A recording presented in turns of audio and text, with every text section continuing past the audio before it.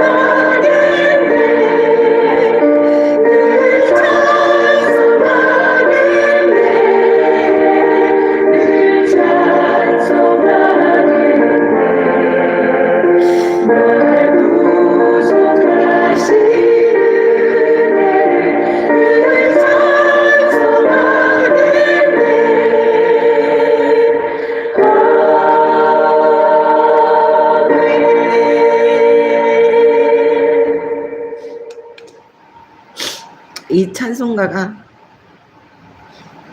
오늘은 가슴에 와 닿네요.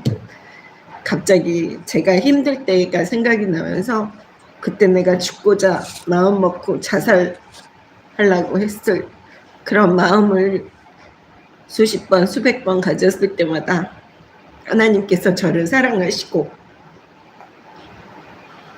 놓아주지 않으셨기 때문에 강대상에서 이렇게 아버지께 찬양 부를 수 있게 해주신 은혜 너무 감사드리고 그 마음이 솟구쳐 올라서 목이 메었습니다. 259장 찬양을 해드리겠습니다.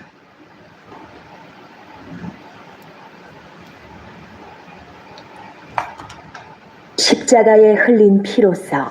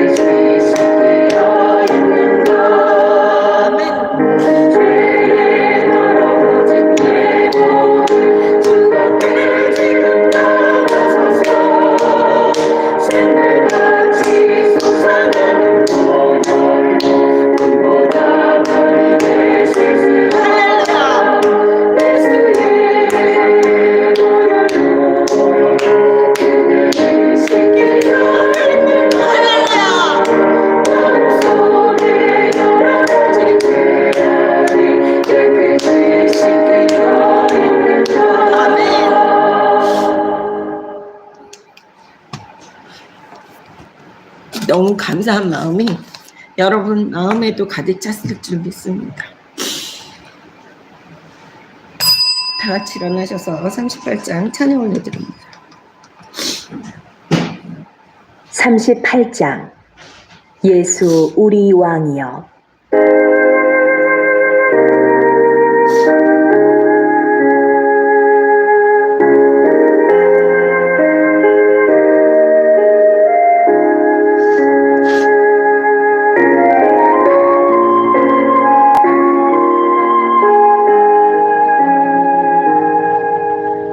예수 우리 왕이여 이곳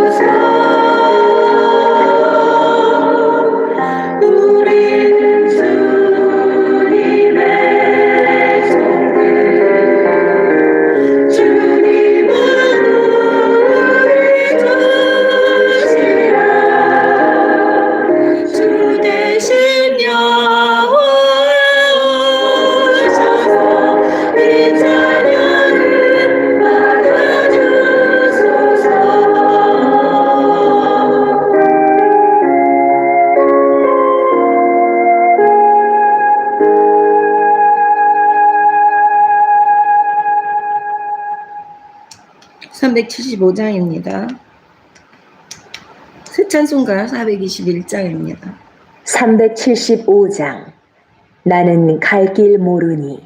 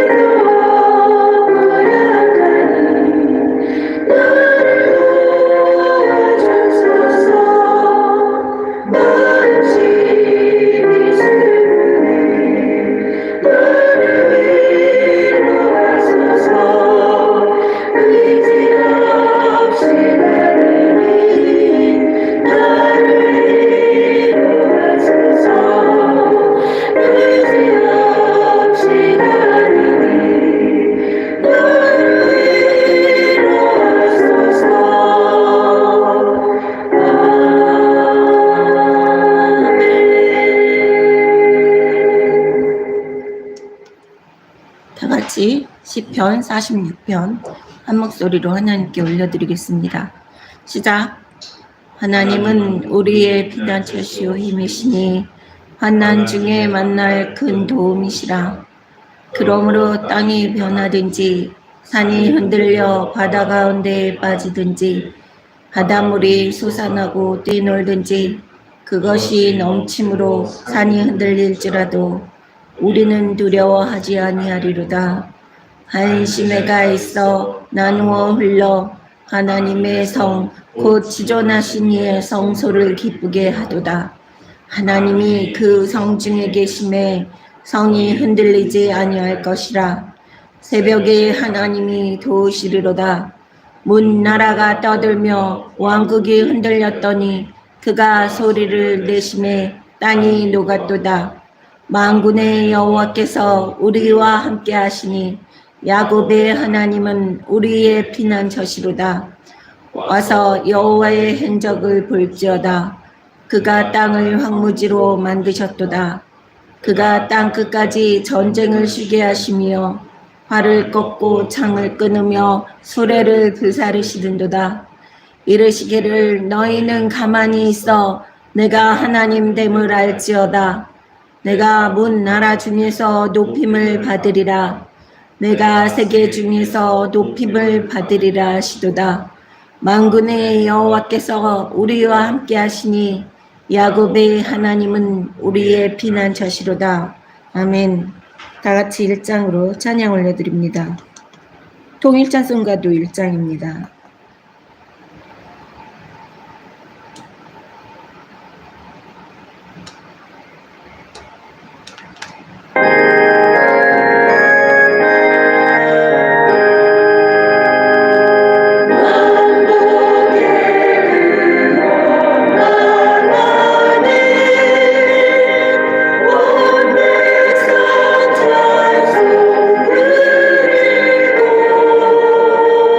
주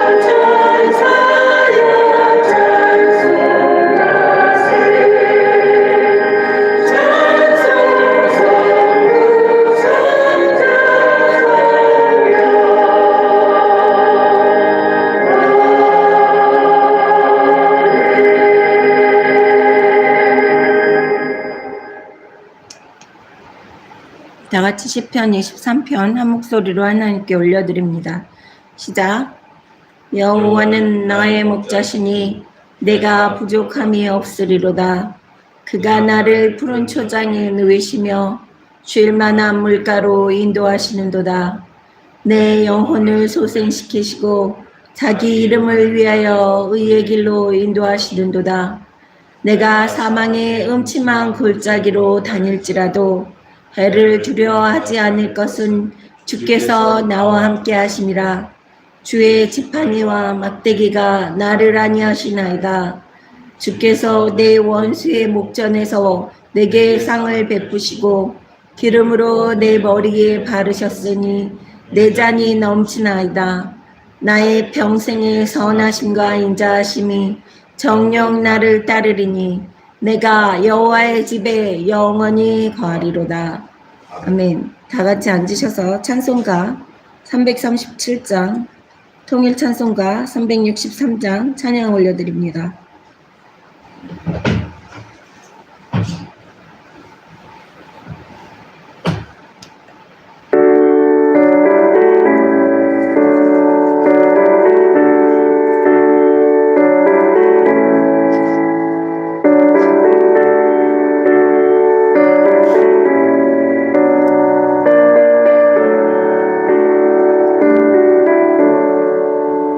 내 모든 시험 무거운 짐을 주 예수 앞에 아뢰며 근심에 쌓인 날 돌아보사 내 큰 책보로 만드시네. 무거운 짐을 나홀로 들고 견디다 못해 쓰러질 때 불쌍히 여겨 구원해 주리. 은혜의 주님 오직 예수. 내 모든 괴로움 덮치는 말라 주 예수 앞에 아뢰리며 주께서 친히 날 구해주사 넓으신 사랑 베푸시네. 무거운 짐을 나홀로 지고 견디다 못해 쓰러질 때 불쌍히 여겨 구원해 주리. 은혜의 주님 오직 예수.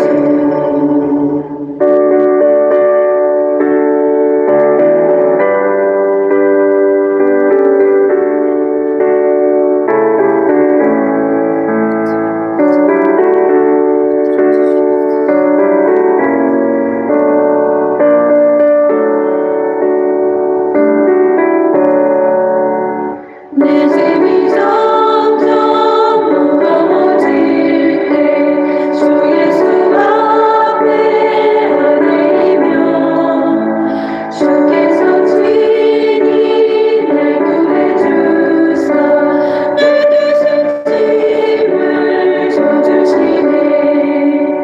무거운 짐을 나홀로 견디다 못해 쓰러질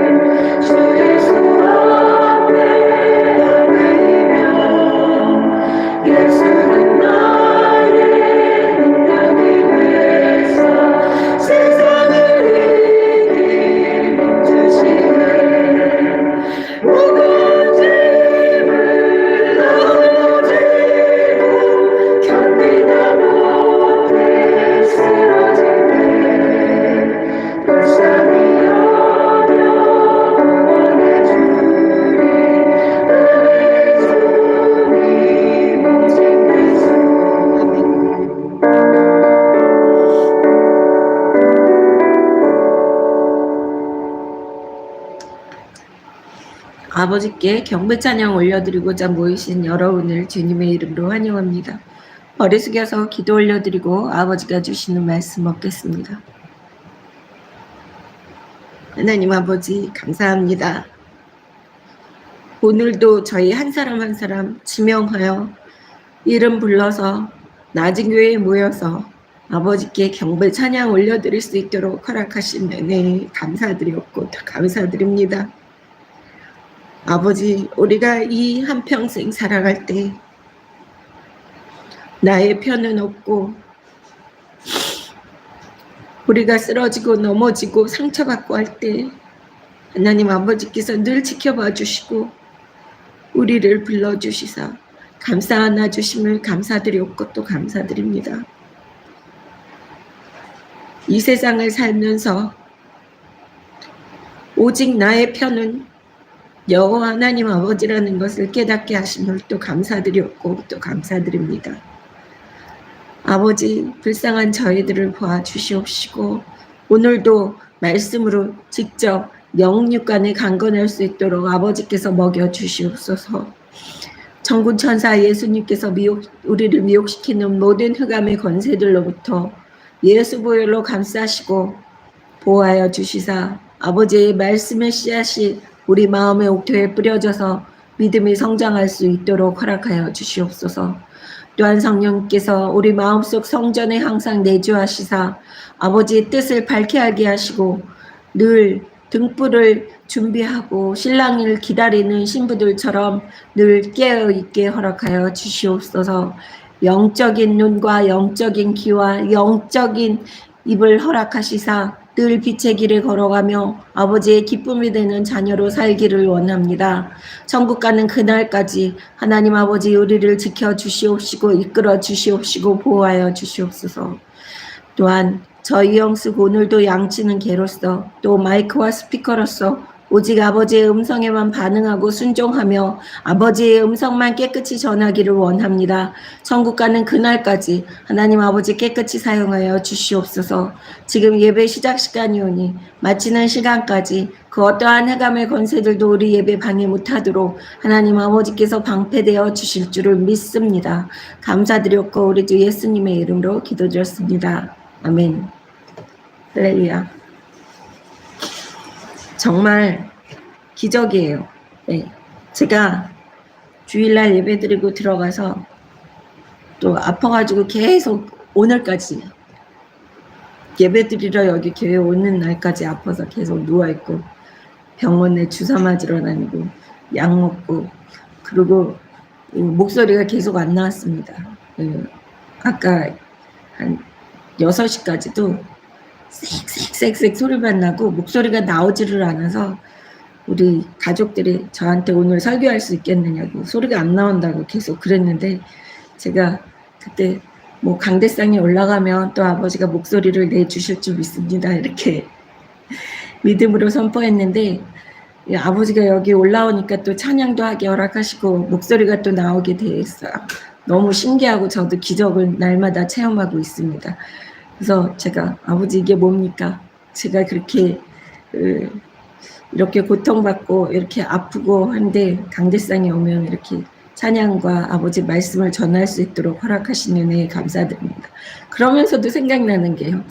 내가 그 아버지 거를 안 하고 평일날은 내가 무엇을 하고 있나 가만히 생각했더니 컴퓨터 블로그 업데이트 시키고 뭘 업데이트 시키면 좋을까 하는 그런 거를 검색하고 뭐 이것저것 하는 게 너무 많은 거예요. 세상 것을 너무 많이 접하나 봐요. 그래서 요즘에 너무 아프고 나서는 블로그 업데이트도 거의 못 시켰을 거예요. 겨우 우리 예배드린 거 블로그에 올리는 거 그거 빼고는 딴 거를 다 못하게 하시는 거예요. 좀 괜찮아졌다 싶어서 컴퓨터를 켜고 그 블로그 업데이트 시키려고 그러면 머리가 뽀개지는 것처럼 아프고 어지러운 거예요. 그래서 계속 눕고 해서 아버지가 세상과 너무 교통하는 거를 안 좋아하시는구나. 오직 마이크와 스피커로서 사용하고 싶어 하시나 보다라는 생각을 했습니다. 그래서 거의 말을 못하고 살았어요. 며칠 동안을. 그런데 오늘 또 아버지가 은혜를 주셔서 사무엘하 3장을 배울 수 있도록 허락하여 주셨습니다. 네, 오늘 사무엘하 3장 1절 보겠습니다. 저희 가족들도 기적을 체험하고 있습니다. 목소리 안 나오는 제가 강대상만 올라가면 어지럽다고 주저앉아 있는 제가 찬송 부르고 설교하고 이러는 거 보면 다 기적이라 그래요. 제 식구들도 그럽니다. 네, 3장 1절 보면 사울의 집과 다윗의 집 사이에는 전쟁이 오래매 다윗은 점점 강하여 가고 사울의 집은 점점 약하여 가니라. 네, 여기에서 보시면 사울 그러면 하나님께 한 번쯤 그 기름 부음 받아서 왕이 됐었던 그러한 사람입니다. 다윗의 집은 하나님이 지금 왕으로 세우시고 하나님이 기름 부은 사람이에요. 무슨 차이가 있습니까? 사울은 하나님이 버리신 사람이고요. 다윗은 그 하나님이 세우시는 사람입니다. 그래서 여기에서 보면 전쟁이 오래됐어요. 그러니까 처음에는 다윗은 600명의 사람들을 거느리고 다니는 그러한 그냥 패거리에 불과한 그러한 다윗이었어요. 근데 사울이 죽은 다음부터 다윗이 유다 지파의 왕으로 등극하면서 이제는 그 유다 지파를 지키는 왕으로서 우뚝 섰습니다. 대신에 북이스라엘 11지파는 그 사울의 아들 이스보셋이라는 왕이 다스리는 그러한 통치하는 세상에서 살고 있는 거예요. 그런데 전쟁이 점점 오래되니까 어떻게 돼요? 하나님이 기름 부은 다윗의 집은 강해지고 하나님이 버리신 사울, 즉 예수 안 믿는다는 사람들은 그렇게 좀 낙후되고 점점 약해지는 것을 볼 수 있어요. 전쟁이 오래된다.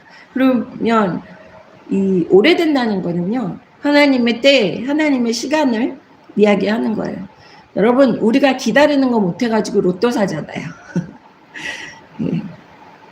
로또를 사가지고 한탕주의, 빨리 돈 벌고 싶어하고, 빨리 뭐가 이루어지고 싶어하고, 뭐가 내가 하는 일들이 빨리 결실을 맺는 것을 원하지만, 여기에서 보면 하나님은 항상 하나님의 때가 있다는 것을 알 수 있습니다. 다윗이 유다 지파의 왕으로 등극하면서 금방 점령하고 북이스라엘까지 점령하고 남북 통일된 이스라엘의 왕으로서 멋들어지게 올라오면 얼마나 좋습니까? 그런데 그렇게 하지 않으세요. 왜 그렇게 할까요? 다윗은 온갖 고통을 다 겪으면서 왕 자리에 올라갑니다. 사울은 그렇지가 않았어요. 사울은 그냥 얼떨결에 왕으로 또 등극돼서 왕위를 거머쥔 사람이에요. 그런데 다윗은 하나님이 사랑하시는 사람이에요. 그런데 다윗은 10대 때부터 그 하나님께서 훈련을 계속 시키는 거예요. 다윗이 10대 때 골리앗을 쳐 죽여가지고 이스라엘이라는 나라와 옆에 블레셋 그 주변 국가들까지 다 다윗이라는 소년이 블레셋 장구 3m나 넘는 그러한 거인을 때려 죽였어. 이거는 마치 로또 당첨된 거나 마찬가지인 거예요. 아주 유명하게 되고 아주 괜찮은 사람이 된 거예요. 그렇게 갑자기 높이 갑자기 올라간 거예요. 인기도 올라가고 그러한 상황이었는데 하나님은 다윗을 사울처럼 그렇게 갑자기 전쟁에서 이기게 하면서 갑자기 유명한 사람이 되고 왕으로서의 권력을 지게끔 하시지 않았어요. 왜?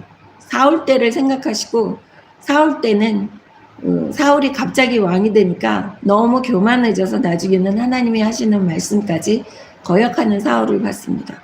그래서 하나님께서 다윗을 유명하게 해주셨지만 다윗이 의지하는 사울과 또 대치되게 하시고 다윗이 의지하고 사랑했던 그 사울 왕이 다윗을 죽이지 못해서 안달을 하면서 10여 년 동안 다윗의 뒤를 뒤쫓아다니게끔 하셨어요.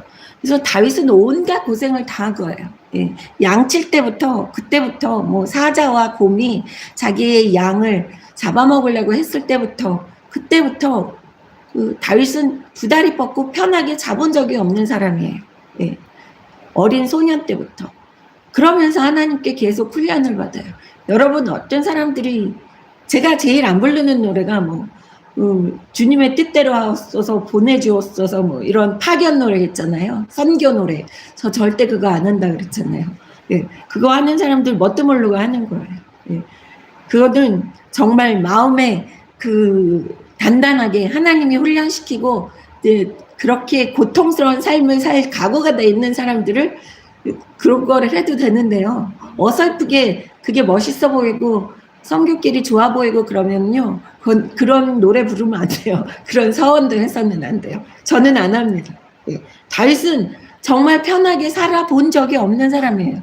단지 왕이라는 이름으로써 네, 남북 통일된 그 확장된 나라 이스라엘을 다스렸던, 그리고 전국에 또 주변 국가까지 유명하게 용맹했던 왕으로서의 다윗이라는 이름은 좋지만요, 가정적으로도 아주 좋지 않은 왕이고요, 자식들한테 죽임을 당할 뻔도 하고요.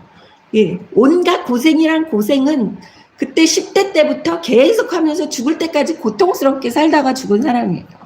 그래서 하나님의 일을 한다는 것은요, 여러분, 멋들어지고 우아해 보이는 게 아니에요. 예. 그거는 정말 대단한 사람이고요. 그런 각오 없이 내가 하나님의 일을 하겠습니다. 그건 웃기는 얘기고요. 하나님의 일을 하고 주님의 가신 길을 가겠습니다. 웃기는 소리예요. 알지도 못하는 사람들이 이야기하는 겁니다.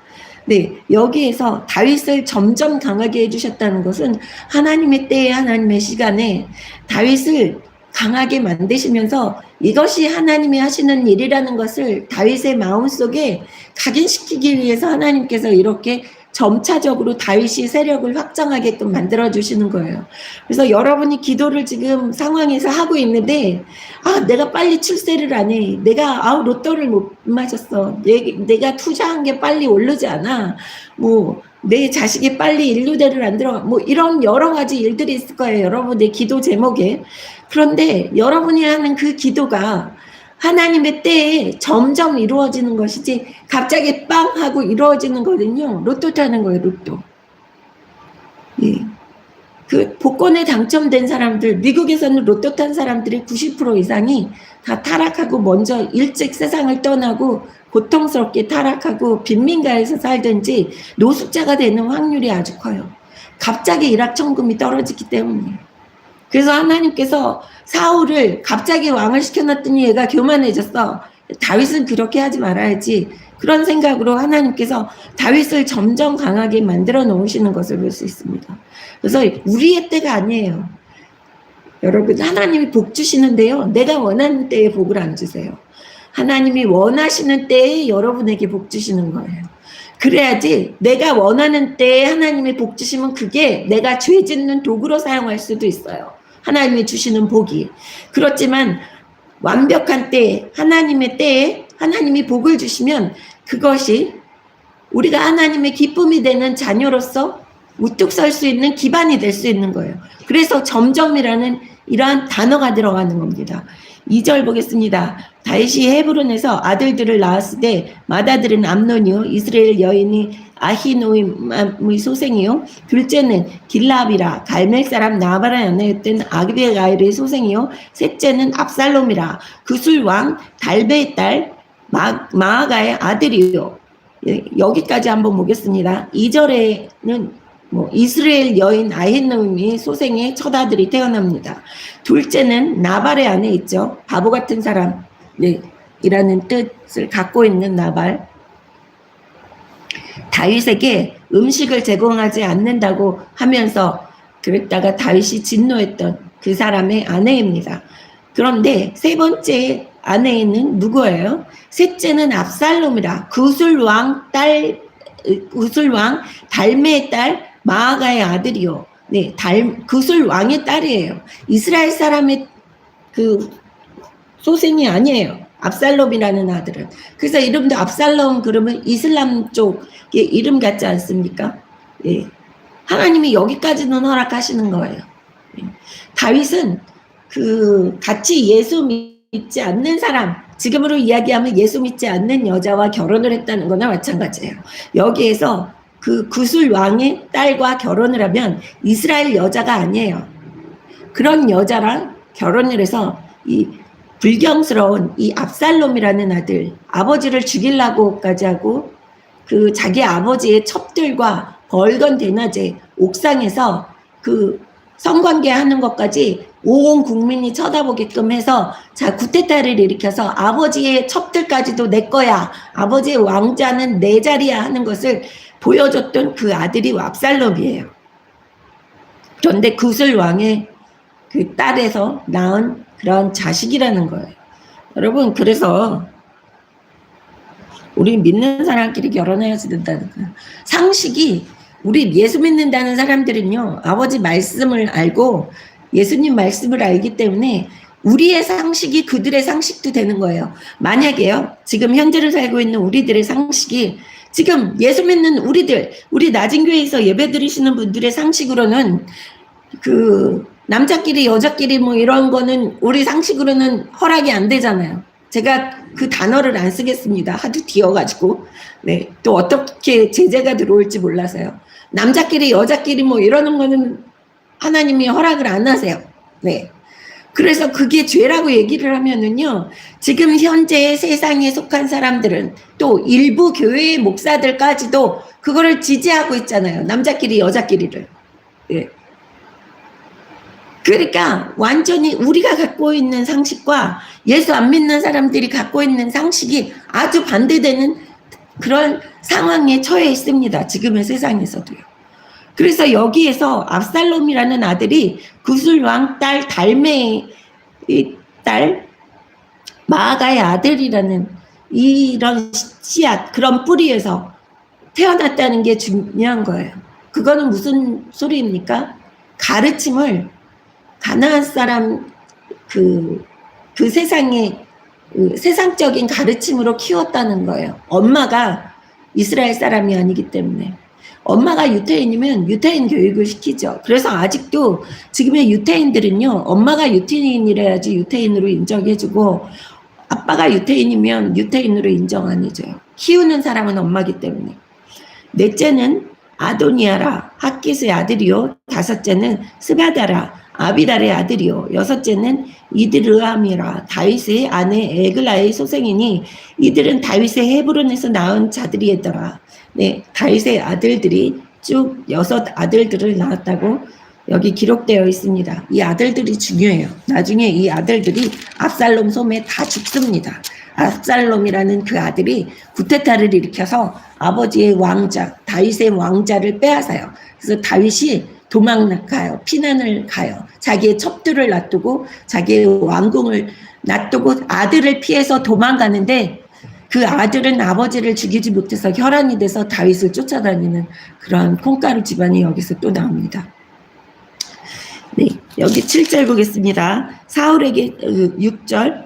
사울의 집과 다윗의 집 사이에 전쟁이 있는 동안에 아브넬이 사울의 집에서 점점 권세를 잡으니라. 이 아브넬이라 그러면 사울의 사촌형이에요. 사울의 사촌형이니까 왕족이죠. 사울 왕, 죽은 사울의 사촌형이 이 아브넬인데, 이 아브넬이 사울의 아들 한 명 남아있는 이스보셋을 데려다가 왕으로, 북이스라엘의 왕으로 삼습니다. 그래서 여기 7절에 보세요. 사울에게 첩이 있었으니 이름은 리스바요, 아야의 딸이더라. 이스보셋이 아브넬에게 이르되 네가 어찌하여 내 아버지의 첩과 통관하였느냐 하니, 네, 아브넬, 사울의 삼촌이 이제 자기 조카 이스보셋을 왕으로 앉혀놓으니까 이 이스보셋이 만만한 거예요. 웃긴 거예요. 이 조카가 내가 너를 왕 시켜줬잖아 이거죠. 왕 위에 군림하려고 하는 이 아브넬을 볼 수 있습니다. 그래서 그 아브넬이 자기의 사촌 죽은 사울 왕의 첩과 동침을 한 거예요. 간통을 저질렀어요. 그것을 아들인 이스보셋, 사울의 죽은 사울 왕의 아들인 이스보셋이 그것을 좋게 여기지 않았어요. 왜? 아버지의 첩이라는 것을 떠나서 왕한테 속해 있는 사람을 함부로 대했다는 것은 왕권에 도전했다는 소리예요. 그러니까 이스보셋은 얼마나 화가 났을까요? 그래서 8절 보겠습니다.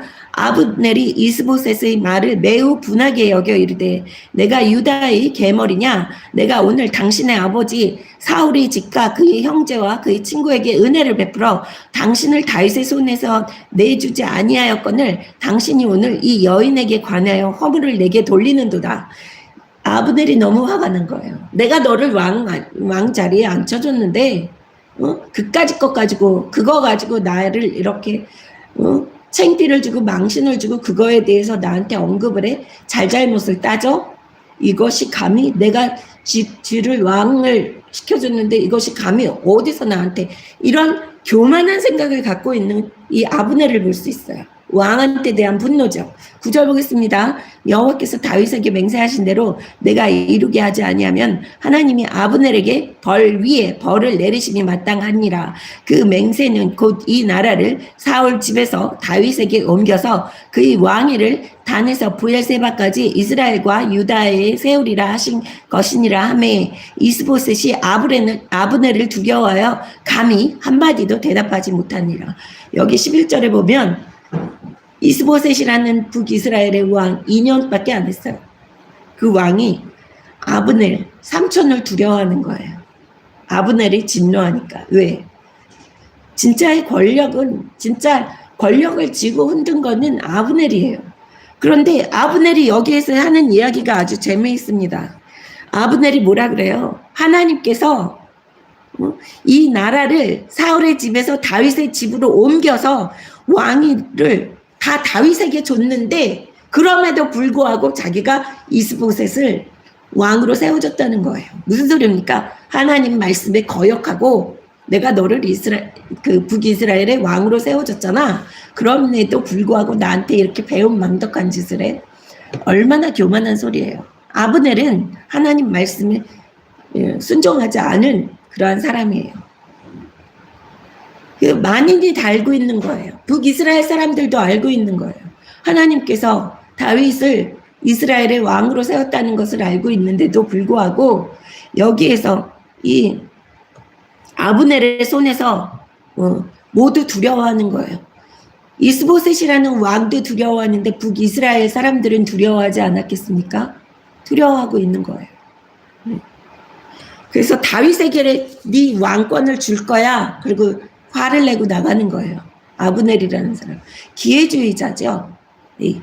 어떻게 해서든지 자기가 권력을 쥐고 흔들고 싶어 하는 거예요. 만약에 유다에 가서 다윗에게 왕권을 너에게 줄 거야. 그 조건이 있었을 거예요. 그리고 거기에서도 다윗에게 가서 제세를 했을 거예요. 자기의 권리를 주장하면서 내가 북이스라엘의 11지파를 너에게 줬는데라는 소리를 똑같이 할 수 있는 위인이에요. 이런 사람은. 12절 보겠습니다. 아브넬이 자기를 대신하여 전령들을 다윗에게 보내어 이르되 이 땅이 누구 것이니까? 또 이르되 당신은 나와 더불어 언약을 맺사이다. 내 손이 당신을 도와 온 이스라엘이 당신에게 돌아가게 하리이다 하니 전령들을 보냈대요.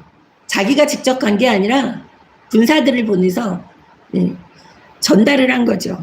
내가 당신의 손에 이스라엘을 다 돌려줄 테니까 언약을 맺읍시다. 나랑 동맹을 맺읍시다. 언약을 맺읍시다 한 거예요.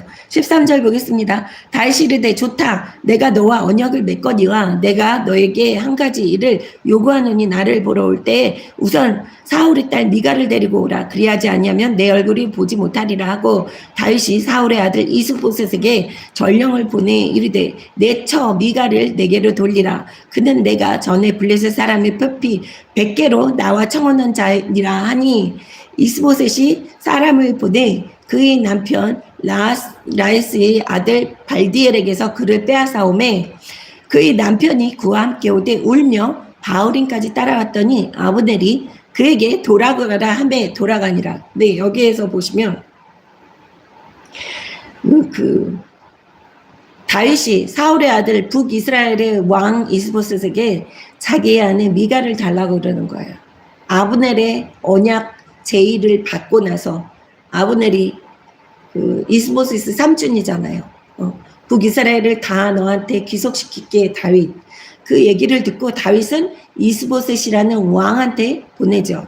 그러니까 아브넬은 자기가 왕처럼 다윗에게 전령을 보내서 소식을 넣은 거예요. 북이스라엘을 네 손에 넣어줄게.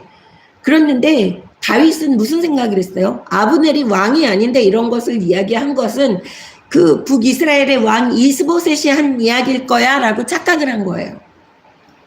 그래서 직접 그냥 아무 생각 없이 다윗은 사울의 아들 왕에게 그냥 미갈을, 내 아내 미갈을 돌려줘. 사울의 딸 미갈을 내가 아내로 취할 때 블레셋의 군사들 포피를 100개를 베어다가 내가 사위가 된 거야. 그 여자는 내 여자다라고 하면서 자기에 속한 모든 것을 찾아오는 것을 볼 수 있습니다. 예. 그런데 너무 재미있는 게 아브넬은 자기가 왕이라고 생각을 하는데요. 다윗은 아브넬을 왕으로 인정하지 않아요. 이스보셋이 왕이라고 생각을 하는 거예요. 네. 여기에서 보십시오. 그래서 미갈이라는 자기 아내를 다시 찾는데 그 미갈이라는 아내는 사울이 자기 딸을 다윗에게 시집 보내고 다윗이 도망가자마자 이 남자에게 그냥 아내로 주었어요. 그래서 그 남편 라이스의 아들 발디엘에게서 빼앗아 오는 것을 볼 수 있습니다. 주었다 뺏었다 주었다 뺏었다 난리를 쳐요. 그래도 다윗은 자기의 소유권을 주장하는 것을 볼 수 있습니다. 예. 남편에게서 그 이혼장을 받지 않았어요. 모세오경에 보면요. 남자랑 여자랑 이혼을 할 때 이혼장을 받아야지 돼요. 그 이혼장을 남자에게서 받으면 그 여자는 공식적으로 다른 곳으로 시집갈 수 있는 그런 신분이 되지만 다윗은 절대로 미갈에게 이혼장을 종이를 주지를 않았어요. 그렇기 때문에 아직도 다윗에게 속한 겁니다. 사울이 잘못했던 그 일을 다윗은 여기에서 원상복귀 시키는 것을 볼 수 있어요. 여러분 우리가 살면서요. 공식적으로 안 하고 내 거겠거니 생각하는 거 하지 마세요. 예. 진짜 주인을 놔두고 진짜 주인이 아닌 사람이 주인 행세하면서 주는 것은 여러분 옳다고 생각하면 절대 안 돼요. 예. 만인이 명백하게 클리어하게 행동을 하셔야지 되는 거예요. 언젠가는 뺏겨요. 이 미갈의 남편은 아내를 뺏기니까 울면서 지금 현재 남편은 질질 끌려오는 것을 볼 수 있어요. 내 거 아니면 관심을 두지 마세요. 하나님이 네 거다 그러고 주시면 관심을 갖지만 여러분 거 아니면 여러분께 영원히 될 수가 없어요. 공식적으로 합법적으로 모든 것은 명백하게 클리어하게 확실하게 모든 것을 해놔야지 된다는 것을 여기에서 볼 수 있어요. 10여 년 지났는데 그제서 아내를 찾고 있는 이 다윗을 볼 수 있어요. 다윗이요 한 13년 동안 도피 생활을 했죠. 13년 동안 사울을 피해 다녔어요. 그리고 남유다의 왕으로서 7년 반을 있습니다. 그런데 그러면 20년 동안 아내가 아닌 사람이에요. 미갈이. 그런데도 다윗은 자기 거라고 찾아오는 것을 볼 수 있어요. 다윗 거예요. 다윗의 아내예요. 여기에서는 공식적으로 합법적으로 다윗의 아내입니다. 그래서 다윗이 자기 아내를 되돌려 달라고 왕한테 이야기를 해요. 왕은 모르죠. 왜 갑자기 미갈을 되돌려 달라고 그러나. 미갈은 사울의 피를 갖고 있는 거예요. 다윗은 그 생각도 한 거예요. 뭐 20년 지난 다음에 그 여자를 데려다가 뭐 자식을 낳겠어요? 뭐를 하겠어요? 다 늙어서. 그 사울의 집안 왕족의 피가 있기 때문에 미갈을 자기의 아내로 다시 찾으면 이게 남북이 같이 화합할 수 있다는 그런 생각을 하는 아주 지혜로운 왕을 볼 수 있습니다. 지혜롭게 행동을 해요. 17절 보겠습니다. 아브넬이 이스라엘 장로들에게 말하여 이르되 너희가 여러 번 다윗을 너희의 임금으로 세우기를 구하였으니 이제 그대로 하라. 여호와께서 이미 다윗에 대하여 말씀하시기를 내가 내 종 다윗의 손으로 내 백성 이스라엘을 구원하여 블레셋 사람의 손과 모든 대적의 손에서 벗어나게 하리라 하셨음이니라고.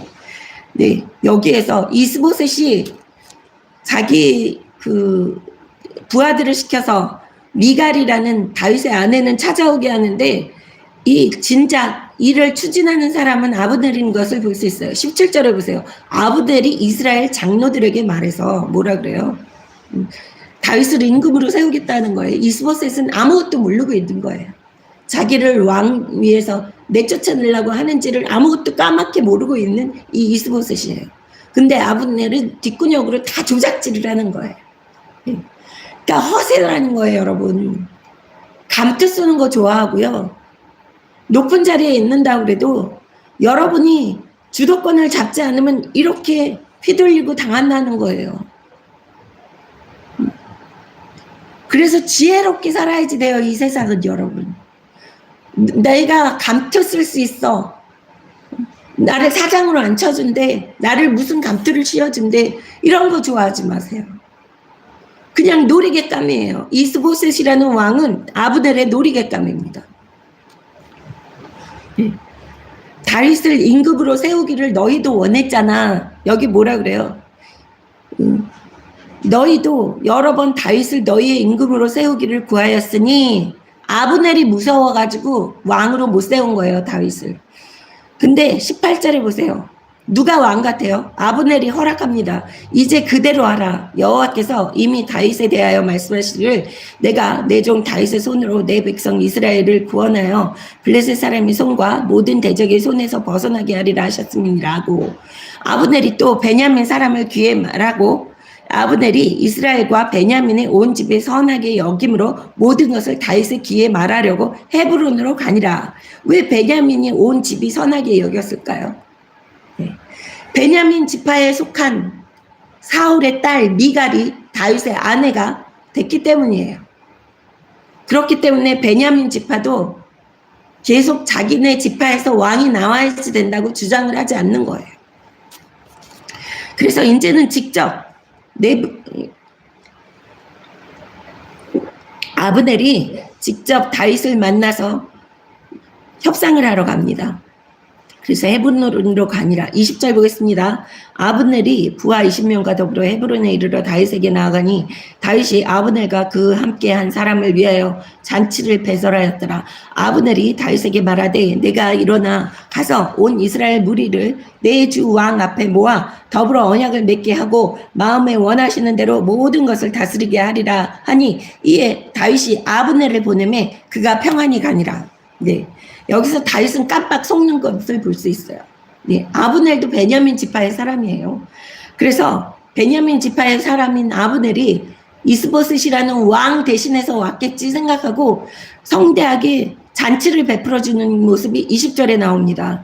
네, 잔치를 베풀고 아브넬과 언약을 맺고 그 다음에 성대하게 해서 기분 좋게 그 아브넬을 보내줬어요. 그래서 그가 평안히 가니라. 네. 사단은 그 다음부터 나옵니다. 결국에 거짓말쟁이야 교만한 사람은 죽게끔 돼 있어요. 그 최후가 그 말로가 아주 슬프다는 겁니다. 22절 보겠습니다. 다윗의 신복들과 요압이 적군을 치고 크게 노력한 물건을 가지고 돌아오니 아브넬을 이미 보냄을 받아 평안히 갔고 다윗과 함께 헤브론에 있지 아니한 때라. 네, 다윗이 신복들과 요압은 누구예요? 누나의 아들이에요. 누나의 세 아들이 다윗과 같이 전쟁터에 참전하는 용사들이었다고 그랬잖아요. 그래서 요압의 세 번째 동생, 그러니까 요압이 첫째고 두 번째, 세 번째 동생을 아브넬이 창 등으로 찔러서 죽였다는 것을 저번 시간에 봤습니다. 2장에서. 네, 서로가 내기를 하면서 니네가 이길까 우리가 이길까 그러면서 12명씩 나와서 싸우게 하자 하고 나중에 큰 싸움으로 번져서 계속 그 요압의 동생이 아브넬을 쫓아가서 죽이려고 했을 때 아브넬이 계속 쫓아오지 말라고 했다가 그래도 쫓아가는 요압의 동생을 창 뒤로 그냥 밀친다고 밀친 게 배를 관통해서 찔러 죽었어요. 그러니까 요압이 눈이 돌아간 거예요. 이렇게 돌아왔는데 노력한 물건을 가지고 돌아오니 그러니까 다윗은 이제 왕이기 때문에 왕궁에 있고요. 여기에서 요압이 대장으로서 군대의 대장으로서 군사들을 이끌고 이 마을 저 마을 다니면서 나라 영토 확장도 하면서 그 마을의 물건들을 노략해서 먹고 사는 거예요. 노략질해서 남유다가 이제 먹고 살고 영토도 넓히고 하고 있는 이러한 상황에 아니 열심히 일해가지고 돌아왔는데 거기서 아브넬이 와가지고 잔치까지 성대하게 벌리고 그러고 평안히 돌아갔다는 이야기를 듣습니다. 23절 보세요. 요압 및 요압과 함께한 모든 군사가 돌아오매 어떤 사람이 요압에게 말하여 이르되 넬의 아들 아브넬이 왕에게 왔더니 왕이 보내매 그가 평안히 갔나이다 하니 요압이 왕에게 나아가 이르되 어찌하심이니까 아브넬이 왕에게 나왔거늘 어찌하여 그를 보내어 잘 가게 하셨나이까. 네. 왔는데 아브넬을 죽이지는 않고 내 동생을 죽였지 않습니까? 그러니까 다윗의 조카뻘이죠. 다윗의 조카를 죽였는데 네가 어떻게 해? 응? 내 동생을 죽였는데, 당신의 조카를 죽였는데 편안하게 보내주셨습니까? 다 잔치까지 베풀고 그러면서 화를 내고 있는 요압을 볼 수 있어요. 네. 25절 보겠습니다. 왕도 아시려니와 넬의 아들 아브넬이 온 것은 왕을 속임이라. 그가 왕이 출입하는 것을 알고 왕이 하시는 모든 것을 알려 함이니이다고. 이에 요압이 다윗에게 나와 전령들을 보내 아브넬을 쫓아가게 하였더니 우물가에서 그를 데리고 돌아왔으나 다윗은 알지 못하였더라. 그 왕한테 가가지고 삼촌한테 가서 다윗한테 완전히 화풀이를 한 거죠. 내 동생도 죽였고 그놈이 염탐꾼으로 왔을지도 모르는데 삼촌 다윗은 왜 걔를 그냥 편안하게 내보내셨습니까? 그리고 왕한테 디립다 화를 내는 거예요. 여기도 콩가루 집안 위계 질서가 안 잡혔어요. 북이스라엘도 왕은 이스보셋인데 아브넬이 지휘를 했는데 여기에도 남유다도 왕은 다윗인데 요압이 난리를 치고 있는 거예요. 왕한테 대들면서 그냥 보냈다고. 그리고 나와가지고 삼촌 몰래 다시 자기 그 군사를 보내서 군인을 보내가지고 데려오게 해요. 아브넬한테 뭐라 그랬겠죠. 다윗이 할 얘기가 있다 그럽니다. 다시 돌아오시죠. 그래서 다윗은 알지 못하였더라라고 26절에 나옵니다. 27절 보세요. 아브넬이 헤브론으로 돌아오매 요압이 더불어 조용히 말리려는 듯이 그를 데리고 성문 안으로 들어가 거기서 배를 찔러 죽이니 이는 자기 동생 아사엘의 피로 말미암음이더라. 자기 동생 아사엘이 죽었기 때문에 돌아온 아브넬을 뒤로 데려가서 몰래 배를 푹 찔러서 죽인 거예요. 여기에서 보면요. 여러 가지 의미가 있어요. 이런 아브넬이 남유다에 왔으면 어떻겠어요? 북이스라엘의 이스보셋을 왕좌에서 몰아내겠다 그러면서 북이스라엘한테는 적인 다윗에게 와가지고 쏘닥쏘닥하는 이런 사람은 하나님 아버지께서 다윗 옆에 두시겠어요? 아니죠. 다윗 옆에 안 두셨죠. 그래서 요압이 죽이는 것을 볼 수 있습니다. 너무 잘된 일이에요. 다윗한테는 아브넬이 죽은 게. 그런데 이런 방식으로 죽여서는 안 됐어요. 왕의 명령을 무시하는 이 요압을 볼 수 있습니다. 요압도 나중에는 죽어요. 나중에는 솔로몬의 손에 죽습니다. 나중에 다윗이 예언하는 데에 보면 요압을 조심하라 그래요. 요압이 혈기가 왕성해서 왕의 말도 듣지 않는, 순종하지 않는 그러한 요압입니다. 그럼에도 삼촌이기 때문에 어쩔 수 없이 요압을 이끌고 가는 다윗이에요.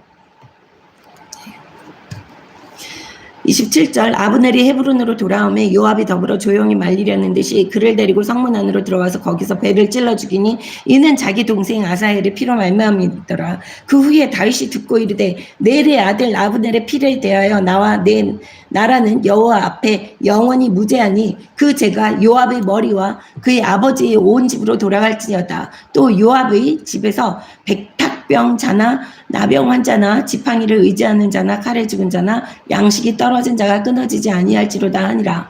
요압과 그의 동생 아비새가 아브넬을 죽인 것은 그가 기브온 전쟁에서 자기 동생 아사헬을 죽인 까닭이었더라.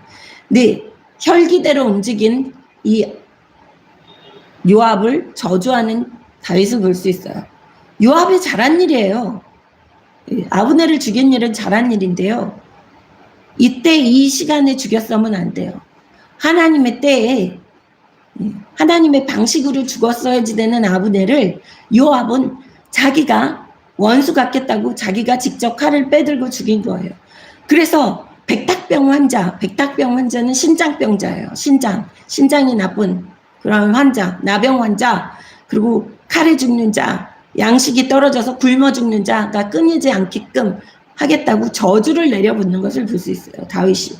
오죽 속에서 복장이 터졌습니다. 이게 한 일만 아닐 거예요. 한 가지만이 아니라 여러 번 그랬을 거라고 저는 생각을 해요. 그러니까 다윗이 참고 있다가 분을 토해내는 거죠. 그래서요. 그 원수를 우리 손으로 직접 갚아서는 안 돼요.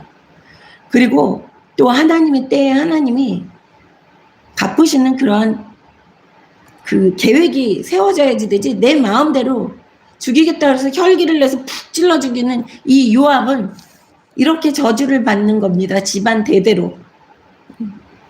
그리고 열왕기상 2장 5절에 보면 다윗이 죽기 전에 자기의 아들 솔로몬에게 하는 이야기가 있어요. 511페이지입니다. 다윗이 죽기 전에 아들에게 얘기를 해요. 네 왕위가 위태롭고 네가 골치 아플 거야, 요압 때문에. 그런 거를 유언까지 남겨놓고 죽어요, 다윗이. 이 요압 때문에 얼마나 골머리를 아팠으면. 보겠습니다. 열왕기상 2장 5절. 수르야의 아들 요압이 너에게 행한 일, 곧 이스라엘 군대의 두 사령관 넬의 아들 아브넬과 여델의 아들 아마사에게 행한 일을 네가 알거니와 그가 그들을 죽여 태평 시대에 전쟁의 피를 흘리고 전쟁의 피를 자기 머리에 띈 띠와 발에 신은 신에 묻혔으니 내 지혜대로 행하여 그의 백발이 평안히 수월에 내려가지 못하게 하라. 이게 무슨 소리입니까? 네 지혜, 솔로몬, 네가 지혜를 내서 걔가 편안하게 오래 살지 못하도록 해. 백발이라는 소리는 오래 산다는 소리잖아요. 평안히 수월에 내려가지 못하게 하라. 오래 살다가 지옥에 가지 못하게 해. 빨리 죽여야지 돼. 이 얘기를 해주고 죽어요. 이게 여기에서 나온 요압이에요. 이 요압이 이 다윗에겐 골머리를 썩게 하는 그러한 조카입니다. 다윗은 북이스라엘과 다시 큰 전쟁이 일어날까봐 걱정을 하고 있는 이 모습을 볼 수 있어요. 그래서 31절 보겠습니다. 다윗이 요압과 및 자기와 함께 있는 모든 백성에게 이르되 너희는 옷을 찢고 굵은 배를 띠고 아브넬 앞에서 애도하라 하니라. 다윗 왕이 상여를 따라가 아브넬을 헤브론에 장사하고 아브넬의 무덤에서 왕의 소리를 높여 울고 백성도 다 우니라. 왕이 아브넬을 위하여 애가를 지어 이르되 아브넬의 죽음이 어찌 미련한 자의 죽음 같은고 네 손이 결박되지 아니하였고 네 발이 착고에 채이지 아니하였거늘 불의한 자식의 앞에 엎드려진 같이 너에게 엎드려졌도다 하매 온 백성이 다시 그를 슬퍼하여 오니라. 네, 여기에서 보면 아브넬의 장사를 아주 잘 지내주는 이러한 다윗이 볼 수 있어요. 다윗이 애석해하면서 슬퍼하는 이러한 모습을 보이면서 백성들에게도 자기가 죽인 게 아니라는 것을 확고하게 보여주기 위해서 이 성대한 이 장례식을 치르고 있는 모습을 볼 수 있습니다. 35절 보세요. 석양에 뭇 백성이 나와 다윗에게 음식을 권하니 다윗이 맹세하여 이르되 만일 내가 해지기 전에 떡이나 다른 모든 것을 맛보면 하나님이 내게 벌 위에 벌을 내리심이 마땅하니라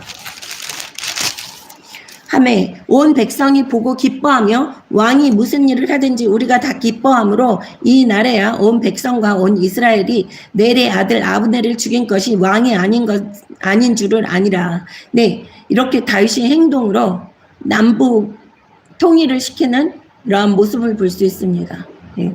자기 식구만 챙기는 게 아니에요. 네. 적폐청산 하면서 남의 식구는 다 죽이고 그러는 게 아니에요. 다윗은 이렇게 동등하게 같이 애석해주고 그 아파하는 이러한 모습을 보여서 북쪽 이스라엘의 백성들까지도 다윗을 신뢰할 수 있게끔 만들어줬어요. 아, 다윗이 아브넬을 죽이지 않았구나. 우리 북이스라엘의 11지파를 미워하지 않는구나 라는 생각을 하게 됩니다. 그래서 백성이 기뻐하는 거예요. 우리도 동등하게 백성으로 대접받을 수 있겠구나. 그래서 여러분, 한 나라의 우두머리, 왕, 나라를 다스리는 최고 대빵이요. 우두머리가 그렇게 중요한 거예요.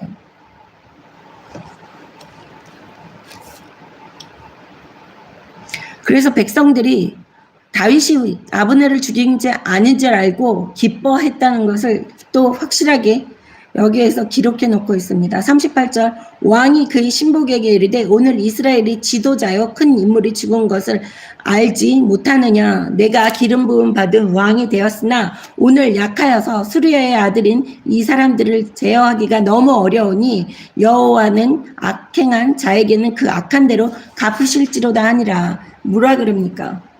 자기가 약했기 때문에, 자기가 왕으로서 부하를 제어하지 못했기 때문에, 그렇기 때문에 이 수르야의 아들 자기의 조카 요압이 마음대로 큰 용사 아브넬을 죽였다고 얘기를 해요. 여러분, 여기에서 하나님이 모든 것을 이 잘못까지도 다윗을 위해서 요압의 이 다혈질, 이 성격을 통해서 아브넬이 죽게끔 만들었어요. 아브넬이 살아있었으면요, 남유다도 과관이 아니었을 거예요. 아브넬이 자기가 왕노릇 하려고 했을 거예요. 다윗의 머리 위에 올라앉아서 왕노릇 하려고 했을 겁니다. 아브넬은 하나님이 죽이셨을 거예요. 그런데 요압이 먼저 혈기가 나서 먼저 왕의 말을 무시하고 왕의 머리 꼭대기에 올라와서 먼저 행동을 하면서 자기의 가정이 다 저주를 받고 자기도 일찍 죽음을 맞이해야지 되는 그러한 기로에 쓰는 이러한 모습을 볼 수 있습니다. 네. 여러분 모두 하나님 아버지 시간에 모든 것을 맡기고 흘러가는 대로 하나님의 은혜의 강가에 여러분 삶을 돛담배 띄우듯이 띄워놓으시고 아버지가 흘러가게끔 하는 그냥 방향으로 여러분 고집 부려서 노젓지 마시고 그냥 흘러가시는 여러분 되시기를 주님의 이름으로 축원합니다. 기도하시겠습니다. 하나님 아버지 감사합니다. 오늘도 이렇게 말씀을 통해서 아버지의 때가 얼마나 중요한지를 우리에게 알게 하심을 감사드립니다. 또한 한 사람의 혈기가 그렇게 저주를 받을 수 있는 행실이라는 것을 오늘 알게 하심을 감사드립니다. 하나님 아버지, 우리의 힘으로는 우리의 혈기를 어쩔 수 없사오니 하나님 아버지께서 우리의 혈기까지 조정하여 주시옵소서. 하나님 아버지, 우리의 모든 것을 아버지께 내려놓습니다. 우리의 삶의 주인으로 임하셔서 우리의 모든 것을 주관하시고 또한 아버지께서 주인이 되셔서 이 전 세계를 이끌어 주실 줄을 믿습니다. 아버지 자녀들 아버지 좋아하시는 것 우리도 좋아하고 아버지 싫어하시는 것 우리도 싫어하고 죄의 자리에는 가지도 않도록 눈동자같이 보살펴 주실 줄을 믿습니다. 귀한 아버지 자녀들 어디를 가도 머리가 되고 꼬리가 되지 않고 나가도 복을 받고 들어와도 복을 받고 하늘일마다 만사형통하며 아래 있지 않고 높이 세워 주시옵시고 남에게 꼬아줄지언정 꼬지 않게 하시고 악인들이 한 길로 왔다 일곱 길로 도망하는 놀라운 은혜 허락하실 줄 믿습니다. 감사드렸고 우리 주 예수님의 이름으로 기도드렸습니다. 아멘. 할렐루야.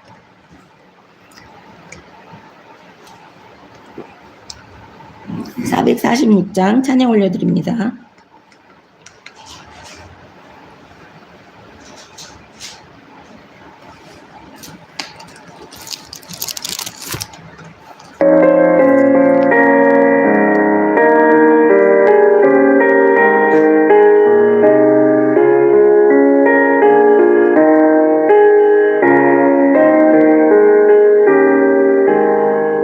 좋은 성회는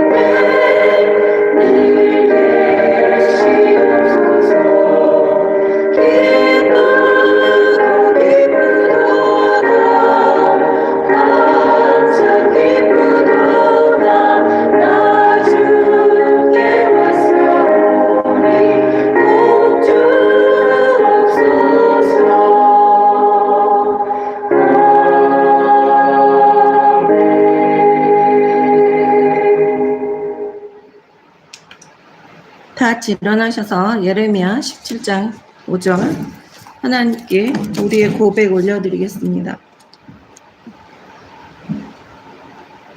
예레미야 17장 5절입니다. 시작. 여호와께서 이와 같이 말씀하시니라. 물을 사람을 믿으며 육신으로 그의 힘을 삼고 마음이 여호와에게서 떠난 그 사람은 저주를 받을 것이라. 아멘. 다 같이 주기도문 하시고 축도로 예배 마치겠습니다. 시작. 하늘에 계신 우리 아버지여, 이름이 거룩히 여기심을 받으시오며 나라의 마옵시며 뜻이 하늘에서 이루어진 것 같이 땅에서도 이루어지이다. 오늘날 우리에게 일용할 양식을 주옵시고 우리가 우리에게 죄진 자를 사하여 준 것 같이 우리의 죄를 사하여 주옵시고 우리를 시험에 들지 말게 하옵시며 다만 악에서 구하옵소서. 나라와 권세와 영광이 아버지께 영원히 싸움나이다. 아멘. 지금은 우리 주 예수 그리스도의 크신 은혜와 하나님 아버지 크신 사랑과 성령님의 인도하심과 보호하심과 교통하심이 낮은 교회를 통해서 예배드리는 귀한 아버지의 자녀들 머리 위에, 그 가정 위에, 대대손손 태어나는 후손들 머리 위에 지금으로부터 영원히 함께 하실지어다. 아멘.